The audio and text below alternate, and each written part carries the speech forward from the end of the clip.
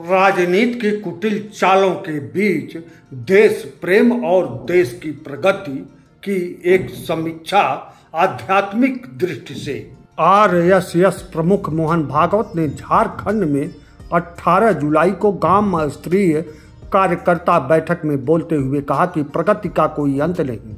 लोग सुपरमैन बनना चाहते हैं, लेकिन वे यहीं नहीं रुकते, फिर वे देवता बनना चाहते हैं और फिर भगवान। लेकिन भगवान कहते हैं कि वे विश्व रूप है। कोई नहीं जानता कि इससे बड़ा कुछ है या नहीं है। अब मोहन भागवत के इस टिप्पणी को कांग्रेस के नेता जयराम रमेश प्रधानमंत्री नरेंद्र मोदी पर कटाक्ष मानते हैं, क्योंकि प्रधानमंत्री नरेंद्र मोदी ने एक टेलीविजन इंटरव्यू में कहा था कि जब तक मेरी मां जीवित थी मुझे लगता था कि मैं बायोलॉजिकली रूप से पैदा हुआ हूं। उनके निधन के बाद जब मैं अपने अनुभवों को देखता हूं तो मुझे यकीन हो जाता है कि मुझे भगवान ने भेजा है। यह ताकत मेरे शरीर से नहीं है, यह मुझे भगवान ने दी है। इसीलिए भगवान ने मुझे ऐसा करने की क्षमता, शक्ति, शुद्ध हृदय और प्रेरणा भी दी है। मैं भगवान द्वारा भेजा गया एक इंस्ट्रूमेंट यानी मशीन हूँ। अब भारतीय राजनीति क्या धरातल पर पूरी तरह ऐसी आध्यात्मिक विचारधारा के इर्द गिर्द घूमती रहेगी?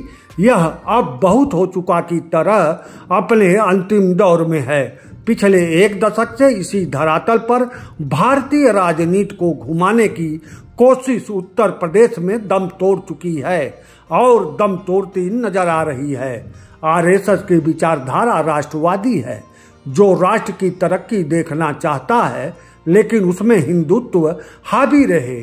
यह आरएसएस की कमजोर कड़ी है। वर्तमान में कोई भी धार्मिक देश विकसित नहीं है।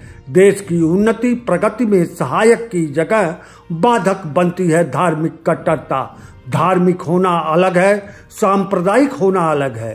तमाम इस्लामिक देश धार्मिक नहीं बल्कि सांप्रदायिक है, इसीलिए वह विकसित देश नहीं बन पाए।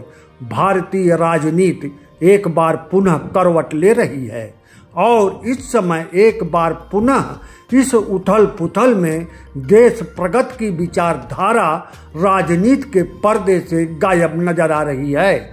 एक तरफ कुर्सी चुपकू लोग हैं तो दूसरी तरफ कुर्सी पाने की उतावलापन हावी है।